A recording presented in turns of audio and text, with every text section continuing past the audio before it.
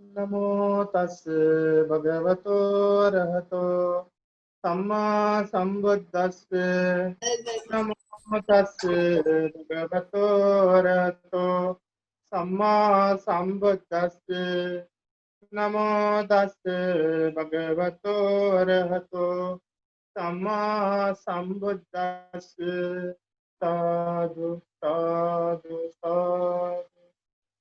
परम पूजनीय आमचे गुरु भक्तीजींना आमचं नमन. परम पूजनीय बोधिसत्व डॉक्टर बाबासाहेब आंबेडकरांच्या विचारांना अभिवादन. गौरवनीय महासंघरत्नाची अनुमती घेऊन आपण आता याच्याकडे सुरू करू.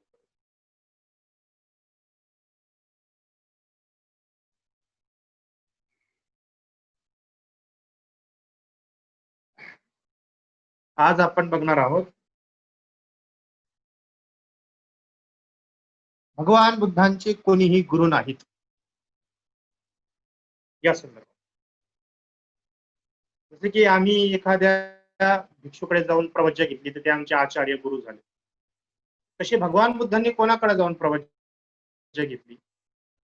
मग भगवान बुद्धांचे कोणी गुरु आहेत का या संदर्भातला प्रश्न सुरू करूयात. राजा मिलिंदाने भंते नागसेनाला म्हटलेलं आहे, भंते नागसेन, भगवंतांनी स्वतः सांगितले आहे की नसे आचार्य कोणी मज इथे न मज समही दूजा नरदेवे आपुल्या भूवरिया ममतुल्य पाही प्रजा. म्हणजे माझा कोणीही आचार्य इथे नाहीये आणि माझ्यासारखा दुसरा कोणीही इथे नाही. मनुष्य आणि देवता या भूवरी जे व्यापलेले आहेत ते माझ्यासाठी प्रजे समान आहेत असं भगवान बुद्ध म्हणतात. परंतु दुसऱ्या ठिकाणी त्यांनी सांगितले आहे की हे भिक्षूंनो, आलार कालाम हा माझा गुरु होता आणि मी त्यांचा शिष्य, तथापि त्यांनी मला आपल्या बरोबरीच्या आसनावर बसवून माझा बहुमान केला असे सुद्धा तथागतांचे वक्तव्य. म्हणते नागसेन, माझा कुणीही आचार्य नाही आणि माझा कुणीही आचार्य नाही, माझा कोणीही आचार्य नाही आणि माझी कोणी बरोबरी करू शकेल असा कोणीही नाही. देवता आणि मनुष्यांसह या समस्त पृथ्वी तलावर माझ्याशी तुलना होईल असा कोणीही नाही. असे जर भगवंतांनी खरोखर सांगितलेले असेल तर भिक्षूंनो, आलार कालाम हा माझा गुरु असता, मी त्यांचा शिष्य होतो, तथापि त्यांनी मला आपल्या बरोबरीच्या आसनावर बसून माझा बहुमान केला असे त्यांचे म्हणणे खोटे ठरते आणि त्यांनी यथार्थाने आलार कालाम हा माझा गुरु होता इत्यादी बरोबर सांगितलेले वचन खोटे ठरते. हे सुद्धा एक न उकलणारे कोडे आहे. कृपा करून आपण त्याची उकल करून सांगावे. भगवान बुद्धांच्या दोन वक्तव्याबद्दल या ठिकाणी बोलण्यात आलेलं आहे. ज्यावेळेस भगवान बुद्धांना सम्यक संबोधी प्राप्त झाली तर त्यावेळेस भगवान बुद्धांनी घोषणा केली की माझा कोणीही आचार्य नाही आहे की नाही, न ते मम आचार्य आहे की नाही, न माझा कोणी आचार्य आहे न मी कोणाचा शिष्य आहे. माझ्या समतुल्य म्हणजे माझ्यासारखा देवता आणि मनुष्यांसह इथे कोणीही नाही. असे जर भगवान बुद्धांचे शब्द असतील तर दुसऱ्या ठिकाणी हे भिक्षूंनो, आलार कालाम माझा गुरु होता व मी त्याचा शिष्य होतो आणि त्यांनी मला त्यांच्या बरोबरीच्या आसनावर बसून माझा बहुमान सुरू झालेला आहे. दोन्हीही शब्द एकमेकांच्या परस्पर विरोधी शब्द आहेत असं या ठिकाणी दिसते. असं या ठिकाणी दिसते. तर याची उकल करून सांगावे असं भंते नागसेनास राजा मिलिंद म्हणत आहे. बघा पुढे बघूयात. त्यावर भंते नागसेन म्हणतात, महाराज, वरील दोन्ही वचने भगवंताचीच असून ती अगदी बरोबर आहे. वरचे दोन्ही वचने भगवान बुद्धांचीच असून ती एकदम यथार्थ आणि सत्य आहे, याच्यात कुठलीही शंका नाही. या ठिकाणी खाली दाखला दिलेला आहे वरचा की बुद्धत्व प्राप्तीनंतर भगवान बुद्ध धम्मचक्र प्रवर्तन करण्याकरता वाराणसीकडे जात असता वाटेत भेटलेल्या उपक परिव्राजकाने त्यांची पृच्छा केली, म्हणजे विचारलं की हे मित्रा, तुमचे गुरु कोण? यावर तथागतांनी उत्तर दाखल ती गाथा म्हटली होती की माझा कुणीही गुरु नाही वगैरे, है की नाही. आणि याचा सारांश विनय पिटकामध्ये येतो, बोधी राजकुमार सुत्तामध्ये सुद्धा येतो. हे तुम्ही बघू शकता. मज्जिम निकाय मधल्या बोधी राजकुमार सुत्तामध्ये येतो आणि विनय पिटकामध्ये सुद्धा पूर्वार्ध कथा म्हणजे पूर्वीची कथेमध्ये उपक हा भेटला होता. त्यावेळेस त्याने विचारलं की तुझा गुरु कोण. त्यावेळेस भगवान बुद्धांनी ही वचने बोललेली आहे. याचा त्या ठिकाणी उल्लेख येतो. तुम्ही जाऊन म्हणजे ती पुस्तकात बघू शकता. तर पुढे भंतेजी म्हणतात की महाराज दोन्ही वचने भगवान बुद्धांचीच असून ती यथार्थपणे सत्य आहे, यात कुठली शंका नाही. परंतु पहिल्या वचनात त्यांनी सांगितलेली घटना बुद्धत्व प्राप्तीच्या पूर्वीचे असून त्यावेळी ते सम्यक संबुद्ध झाले नव्हते, तेव्हा ते केवळ बोधिसत्व होते. त्यावेळी आलार कालाम गुरु होता असे सांगितले आहे. म्हणजे गोष्ट सांगितली की आलार कालाम माझा गुरु होता आणि मी त्याचा शिष्य होतो. हे यथार्थपणे भगवान बुद्धांचेच वचन आहे. परंतु हे वचन त्यांची बुद्धत्व पूर्वीची अवस्थेकडे दर्शवतात. म्हणजे ज्यावेळेस सम्यक संबुद्ध हे बोधिसत्व होते, ते बुद्धत्वाला प्राप्त झालेले नव्हते, त्यावेळेस आलार कालाम त्यांचा गुरु होता आणि ते त्यांचे शिष्य होते.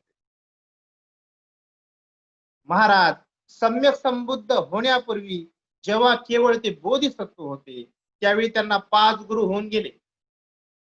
जोपर्यंत सिद्धार्थ गौतम बुद्धत्वाला प्राप्त झाले नाही, तर बुद्धत्वाला प्राप्त होण्यापूर्वी त्यांची किती गुरु झाले? 5 गुरु झाले. जेव्हा ते बोधिसत्व होते, त्यांच्याजवळ शिकण्यासाठी बोधिसत्वाने काही काळ घालवला होता. ते 5 गुरु किंवा आचार्य असे. ते 5 गुरु किंवा आचार्य कोण? पहिलं, महाराज बोधिसत्वाचा जन्म होताच त्यांच्या राजवाड्यात प्रत्यक्ष येऊन त्यांची लक्षणे सांगणारे राम, ध्वज, लखन, मंती, यज्ञ, सुयाम, सुभोज आणि सुदत्त हे ते 8 जण आहेत. त्यांचे प्रथम गुरु कोण? ते 8 जण की ज्यांनी भगवान बुद्धांची लक्षणं बघून त्यांचं भविष्य वर्तवलं होतं. 8 जण प्रथम सिद्धार्थ गौतमाचे बोधिसत्व असतानाचे गुरु होते. हे 8 ब्राह्मण या लोकांनी त्यांची जन्मकुंडली काढून लक्षणे सांगितली व त्यांच्या संरक्षणाचे उपाय सांगितले. ते त्यांचे प्रथम आचार्य होते. दुसरे आचार्य महाराज त्यांचे दुसरे आचार्य सब्बमित्त नावाचे ब्राह्मण होते. ते उच्च घराण्यातील अत्यंत कुलीन, शब्दशास्त्रात पारंगत, व्याकरण आणि वेदांच्या 6 अंगांचे विश्लेषण करणारे उत्तम पंडित होते. त्यांच्या वडिलांनी म्हणजे शुद्धोधनांनी पुष्कळ संपत्ती दानात देऊन व स्वर्ण थालीने जलसिंचन करून संकल्पपूर्वक त्यांच्यावर सिद्धार्थाला शिकवण्याची जबाबदारी दिली होती. हे त्यांचे दुसरे आचार्य होते. कधी? जेव्हा ते बोधिसत्व होते त्यावेळेस. तिसरे महाराज ज्यांचे शब्द ऐकून बोधिसत्वाने राजमहालाचा त्याग करून ज्ञानाच्या शोधासाठी बाहेर पडले, त्यासाठी प्रेरणा देणारा हृदय देवता त्यांचा तिसरा आचार्य होता. तिसरा आचार्य कोण होता? की ज्याचा आवाज ऐकून, शब्द ऐकून त्यांनी राजमहालाचा त्याग केला, तो हृदय देवता त्यांचा चौथा आचार्य होता. महाराज आलार कालाम हा बोधिसत्वाचा चौथा आचार्य होता. हृदय देवता तिसरा आणि आलार कालाम हा चौथा आचार्य होता. महाराज उद्दत रामपुत्र हा बोधिसत्वाचा 5वा आचार्य होता. महाराज सम्यक संबुद्ध होण्यापूर्वी बोधिसत्व असताना भगवान बुद्धांचे 5 आचार्य होऊन गेले. महाराज हे सर्व त्यांना ऐहिक ज्ञान देणारे आचार्य होते. म्हणजे ऐहिक म्हणजे या जीवनाचे, भौतिक जीवनाचे ज्ञान देणारे होते. परंतु लोकोत्तर धर्माचे ज्ञान, लोकोत्तर धर्माचे शिक्षण देणारा सर्वज्ञ बुद्धांना कोणीही आचार्य झाला नाही. महाराज भगवान बुद्धाने स्वतःच्या प्रयत्नाने बुद्धत्वाचा लाभ करून घेतलेला आहे. सम्मा संबुद्धो या शब्दाचा अर्थ काय होतो माहिती का? सम्मा संबुद्धो. सम्यक प्रयत्नाने ज्याने बोधी प्राप्त केली, स्वतःच्या प्रयत्नाने, त्यांच्यावर कोणाची कृपा दृष्टी झाली नाही, कोणाच्या आशीर्वादाने त्यांनी बुद्धत्व प्राप्त केले नाही, किंवा असं म्हणता येत नाही की कोणत्या ईश्वराने त्यांच्यावर ज्ञान पाडला, असंही होत नाही. त्यांनी स्वप्रयत्नानं सर्वज्ञता, बुद्धत्व आणि ज्ञान प्राप्ती करून घेतलेली आहे. त्यामुळे त्यांचा कुणीही आचार्य झाला नाही. महाराज, भगवान बुद्धांनी स्वतःच्या प्रयत्नाने बुद्धत्वाचा लाभ करून घेतला आहे. या विषयीचे ज्ञान देणारा त्यांना दुसरा कुणीही आचार्य झाला नाही. म्हणून भगवान बुद्धांनी स्वतः सांगितले आहे की माझा कुणीही आचार्य नाही. यावर राजा मिलिंद म्हणतो, बरोबर आहे भन्ते नागसेन, आता मला समजले, मी या गोष्टीला सहर्ष स्वीकार करतो. एकाच वेळी दोन बुद्ध नसतात. एका वेळी एकच बुद्ध जन्माला येत असतात. दोन बुद्ध उत्पन्न होत नाही. या संदर्भात आपण बघूया. भन्ते नागसेन, राजा म्हणतो, भगवान बुद्धांनी म्हटले आहे की हे भिक्षूंनो, जगात एकाच वेळी दोन अरहत अपूर्व सम्यक संबुद्ध अस्तित्वात येतील असे कधीही घडू शकत नाही. हे अगदी असंभवनीय आहे. आजपर्यंत कधी असे झाले नाही. यापुढेही होणे शक्य नाही. आणि भन्ते नागसेन, सर्वच बुद्धत्व प्राप्ती करून घेण्यासाठी 37 बाबींची अनुकूलता प्रतिपादित करतात. 37 बोधिपाक्षीय धर्माचा काय करतात? अनुकरण करून ते बुद्धत्वाला प्राप्त करतात. 4 आर्य सत्य व 3 शिक्षा पदांचा अवलंब करतात. 3 शिक्षा देतात, है की नाही? दुःख, अनित्य आणि अनात्म या 3 प्रकारच्या गोष्टींचे शिक्षण देतात. 4 आर्य सत्य सांगतात. दुःख आहे, दुःखाला कारण आहे, दुःख नष्ट करता येते, तो नष्ट करण्याचा मार्ग आहे, आणि कर्तव्य पारायणता यांची आवश्यकता आहे, असा उपदेश करतात. भन्ते नागसेन, जर सर्वच भगवान बुद्ध एकच मार्ग दाखवतात, एकच कारण म्हणजे एकच गोष्ट प्रतिपादन करतात, एकाच उपदेश देतात, एकच शिक्षण देतात, तर या जगात एकाच वेळी दोन बुद्ध अस्तित्वात येण्यासाठी मग कोणती अडचण आहे? एका बुद्धाने समस्त संसार उजळून जाते, तर एकाच काळात जर दोन बुद्ध अस्तित्वात आले तर दोघांच्याही प्रकाशाने जग अधिक तेजायमान होईल, अधिक लोक दुःखमुक्त होतील.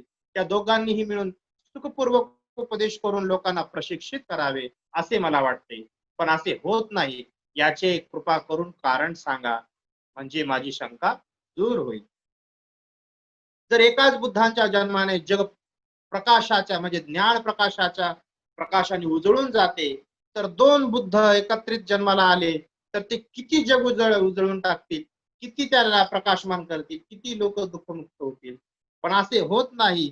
याचे कारण काय ते कृपा करून मला सांगा, असं या ठिकाणी कोण म्हणत आहे? राजा मिलिंद भन्ते नागसेनांना प्रश्न करत आहे. आपण बघूया की भंतीजींनी यावर काय उत्तर दिलेले. भंतीजी म्हणतात, महाराज, हे जग एकाच वेळी एकाच बुद्धाला धारण करू शकत नाही. एकाच वेळी हे जग एकाच वेळी एकाच बुद्धाला धारण करू शकते. एकापेक्षा अधिकांचे सद्गुण ते सांभाळू शकत नाही. समजा एखादे दुसरेही बुद्ध अस्तित्वात आले तर त्यांचे गुण सांभाळू न शकल्यामुळे हे जग एकदम हलू डोलू लागेल, कोलमडून पडेल, फाकून जाईल, वाकून जाईल, त्याचे तुकडे तुकडे होऊन विस्कळीत होऊन आणि जग नष्ट होऊन जाईल. का बरं? ते आपण समजू. महाराज, एकाच मनुष्याचे वजन सांभाळू शकेल अशी एक नाव आहे. नाव म्हणजे माहिती आहे ना थोडी? एकच अशी एक नाव आहे की ती फक्त एकाच व्यक्तीचं वजन सांभाळू शकते. तिच्यात बसून एकच मनुष्य नदी पार करून जाऊ शकतो. अशा वेळी वयाने, वजनाने, आकाराने आणि इतर संबंध बाबीने त्याच्या सारखाच मोठा असलेला एखादा कोणी दुसरा मनुष्य येऊन याच नावेत बसला तर महाराज, ती नाव सुरक्षितपणे पाण्यावर तरंगू शकेल काय? नाही बनते. मिलिंद राजा म्हणतो, नाही बनते. अशा वेळी ती नाव हलू डोलू लागेल, कोलमडून जाईल, वाकून जाईल, झुकून जाईल, पाण्यात बुडेल, तोल सांभाळता येणार नाही आणि याप्रमाणे पाण्यात बुडून नष्ट होऊन जाईल. महाराज, त्याचप्रमाणे हे जग एकाच वेळेस एकाच सम्यक संबुद्धाला धारण करू शकते. एकाच सम्यक संबुद्धाचे सद्गुण धारण करू शकते. एकापेक्षा अधिक बुद्धांच्या गुणांना ते सांभाळू शकत नाही. जर एखादे दुसरेही बुद्ध अस्तित्वात आले तर त्यांचे गुण सांभाळता न आल्यामुळे हे जग अगदी हलू डोलू लागेल, कोलमडून जाईल, वाकून जाईल आणि नष्ट होऊन जाईल. पुन्हा भोजन करण्यासंदर्भातलं एक उदाहरण दिलेले त्या विषयाशी अनुरूप. महाराज, पोटभर गळ्यापर्यंत भोजन करून कोणी एक मनुष्य अगदी संतुष्ट व प्रसन्न झाला असेल. आता तो पोटभर जेवला, एकदम गळ्यापर्यंत येईपर्यंत एकदम फुल ज्याने जेवण केलेलं आहे. आता त्याच्या पोटात पुन्हा काही खाण्यासाठी मुळीच जागा राहिलेली नाही. त्यामुळे तो अगदी एखाद्या काठीप्रमाणे ताठ झाला असेल, परंतु त्यानंतर सुद्धा चांगले ठासून बळजबरीने तेवढेच भोजन करू लागला, तर महाराज त्या माणसाला सुख लाभेल काय? मुळीच नाही बनते. राजा मिलिंद म्हणतो, बनते त्यांच्या खाण्यामुळे त्याला अजीर्ण होऊन त्याला मृत्यू येईल. त्याच्या त्या अतिभोजनामुळे त्याला अजीर्ण होऊन त्याला मृत्यू येईल. महाराज, त्याचप्रमाणे हे जग एका वेळी फक्त एकाच बुद्धांना धारण करू शकते, दुसऱ्याला नाही. बनते, राजा म्हणतो, बनते, परंतु धर्मगुणांचे सामर्थ्य अधिक वाढले असता ही पृथ्वी काय म्हणून हलूडोलू लागेल? जर धर्मगुणांचे सामर्थ्य वाढले तर का म्हणून ही पृथ्वी हलूडोलू लागेल? का बरं असं होईल? यावर प्रश्न विचारलेला आहे भंते नास्यनास राजा मिलिंद. मग भंते नास्यन सांगतात, महाराज, समजा बहुमूल्य रत्नांनी 2 गाड्या पूर्णपणे भरलेल्या आहेत आणि त्यानंतर एका गाडीतील रत्ने काढून त्या दुसऱ्या गाडीत भरण्यात आली, तर महाराज ती गाडी 2 गाड्यांना भरतीचे ओझे सांभाळू शकेल काय? याचे उदाहरण दिलेलं आहे. समजा बहुमूल्य रत्नांनी 2 गाड्या पूर्णपणे भरलेल्या आहेत, दोन्ही परिपूर्णपणे भरलेल्या आहेत, आणि त्यानंतर एका गाडीतील रत्ने काढून त्या दुसऱ्या गाडीत भरण्यात आली, तर महाराज त्या दोन्ही गाड्या भरतीचे ओझे सांभाळू शकेल काय? मुळीच नाही बनते. अशाने तिची नाभी तुटून जाईल, तिचे आरे तुटून जातील आणि तिचा कणाही मोडून जाईल. महाराज, रत्नांच्या भाराने ती गाडी अशा रीतीने मोडून जाईल की नाही? म्हणजे जे रत्न आहे, अमूल्य रत्न ज्या गाडी भरली, पण त्याच्याच ओझ्याने ती गाडी काय होईल? तुटून जाईल. होय बनते, निश्चितच मोडून जाईल. महाराज, याचप्रमाणे धम्माचा भार अधिक झाल्यामुळे ही पृथ्वी हालू लागते. म्हणूनच जेव्हा तेव्हा इतर बुद्ध असल्याचे सांगितले आहे, तेव्हा तेव्हा भगवंताने हा उपदेश अवश्य केला आहे. याशिवाय 2 सम्यक संबुद्ध एकाच वेळात अस्तित्वात येऊ शकत नाही. याचे उत्तम कारण आहे का? महाराज, जर एकाच वेळेस 2 बुद्ध अस्तित्वात आले, तर हे आमचे बुद्ध, ते तुमचे बुद्ध असे म्हणून त्यांच्या संघात आपसात फूट पडून भांडण उपस्थित होऊन 2 मंत्र्याच्या 2 गटात होणाऱ्या भांडणाप्रमाणे स्थिती निर्माण होण्याची शक्यता आहे. हे की नाही? तसं अलीकडे झालेलं आहे. एखाद्या विहारामध्ये जर असतील तर तेव्हा हे आमचे बुद्ध, ते तुमचे बुद्ध, आहे की नाही? तशी परिस्थिती जर 2 सम्यक संबुद्ध या जगात अस्तित्वात आली तर ही अशी परिस्थिती उत्पन्न होऊ शकते. महाराज, 2 सम्यक संबुद्ध एकाच वेळेस अस्तित्वात न येण्यास हेही एक कारण आहे. महाराज, संसारात एकाच वेळी 2 बुद्ध उत्पन्न होत नाही, याचे अजून एक कारण आहे का? महाराज, एकाच वेळी जर 2 बुद्ध अस्तित्वात आले तर बुद्ध हे सर्वश्रेष्ठ पुरुषोत्तम असतात, हे वचन खोटे ठरते. ते सर्वात महान आहेत, ते सर्वात अग्रगण्य आहेत, ते सर्वात वैशिष्ट्यपूर्ण आहेत, सर्वोत्तम आहेत, प्रवर आहेत, ते अप्रतिम आहेत, त्यांचा समान दुसरा कोणीही असू शकत नाही, ते अप्रतिभाग आहेत. हे चिरकाळापासून ऐकलेले वचन खोटे ठरते. महाराज, संसारामध्ये एकाच वेळी 2 बुद्ध अस्तित्वात न येण्याचे हेही एक कारण आहे. महाराज, सर्व बुद्धांची हीच पद्धती आहे. एकाच वेळी 2 बुद्ध कधी अस्तित्वात येत नाही, हा त्यांचा स्वभावच आहे. असे का होते? कारण सर्वज्ञ बुद्धांचे गुणच महान असतात. महाराज, याशिवाय पृथ्वी तलावर जेवढ्या काही मोठ्या वस्तू समजल्या जातात, जेवढ्या काही या जगामध्ये मोठ्या वस्तू समजल्या जातात, त्या एका वेळी याच पद्धतीने अस्तित्वात येत असतात. महाराज, पृथ्वी महान आहे, तीही एकच आहे. महासागर महान आहे, तोही तोही ते एकच आहे. सुमेरू पर्वत महान आहे, तोही एकच आहे. आकाश मोठे आहे, तेही एकच आहे. देवेंद्र, मार व महाब्रह्मा हे सर्व महान आहेत, ते सुद्धा एक एकटेच आहे. त्याचप्रमाणे अर्हत सम्यक संबुद्ध भगवान महान आहेत, म्हणूनच ते संसारात एक एकटेच आहेत. महाराज, यावरून समजून घ्यावयास पाहिजे की अर्हत सम्यक संबुद्ध भगवान हे एका वेळी एकच उत्पन्न होतात, असे जे म्हटले आहे ते अगदी बरोबर आहे. यावर राजा म्हणते नागसेन, उपमांच्या द्वारे हा प्रश्न तुम्ही उत्तम प्रकारे समजावून सांगितला. माझ्यासारख्या बुद्धिमानाचे तर सोडाच, पण एखाद्या मूर्ख माणूसही हे विश्लेषण ऐकून सहजपणे समजू शकतो. ठीक आहे म्हणते नागसेन, तुम्ही जे सांगितले ते मी काय करतो, मान्य करतो, असं या ठिकाणी राजा मिलिंद म्हणत आहे. पुढे आहे महाप्रजापती गौतमीचे वस्त्रदान. महाप्रजापती गौतमीने एक 2 दुस्साल भगवान बुद्धाला दुशाल म्हणतात त्याला, दान दिले होते. त्या संदर्भात आपण उद्या बघणार आहोत, आज बघणार आहोत, कारण की विषय फार मोठा आहे, उरलेल्या वेळेमध्ये होण्यासारखा, म्हणून आपण या ठिकाणी थांबू. तर हा भाग खूपच सुंदर होता.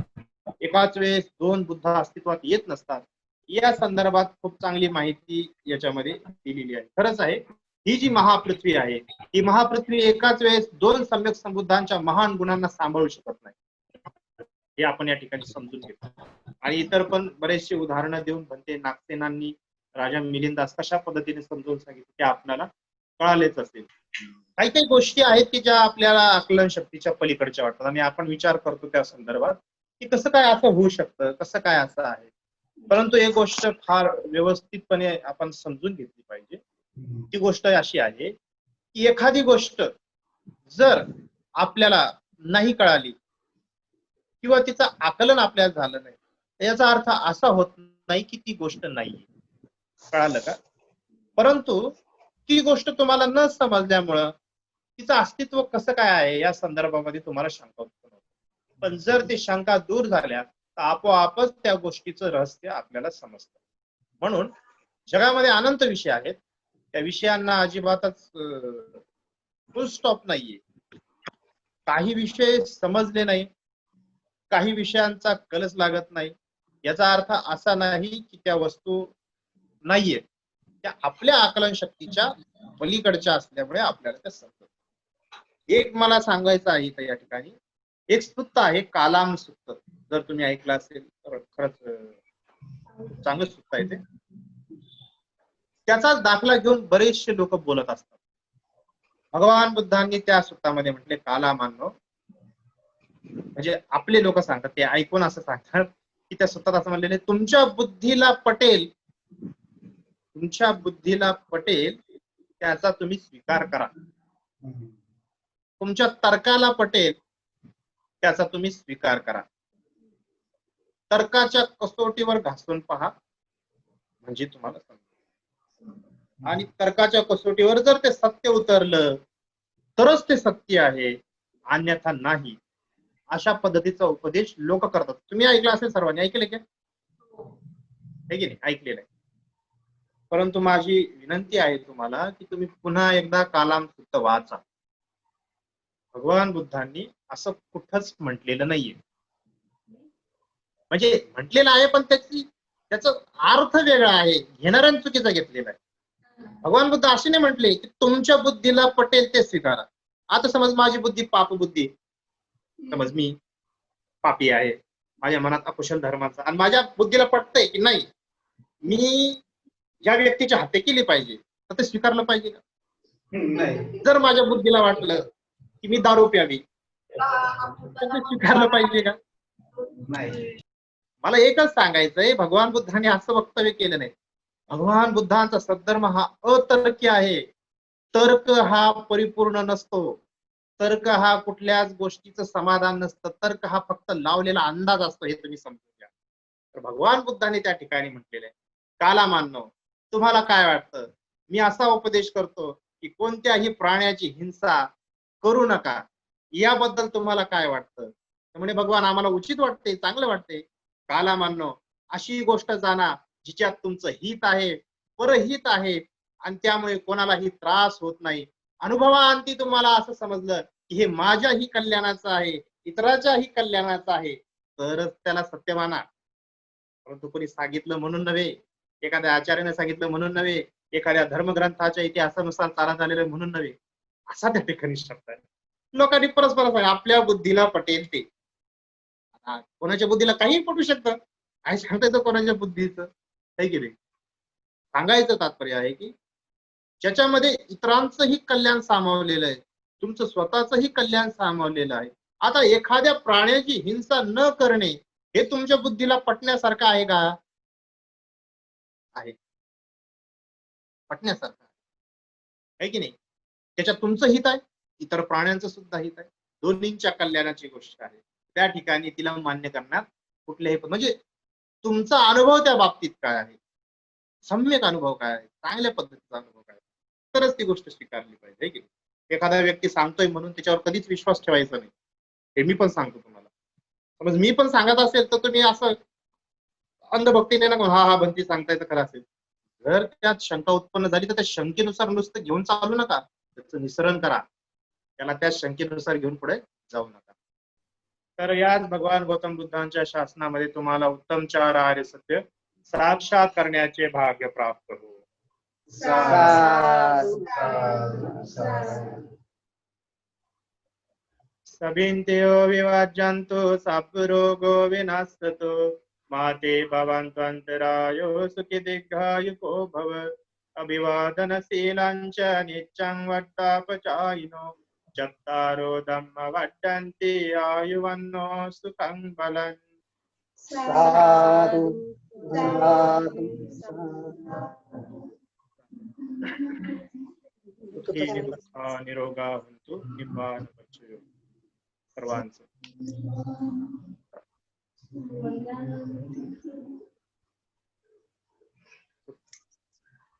काळजी घ्या सर्वांनी.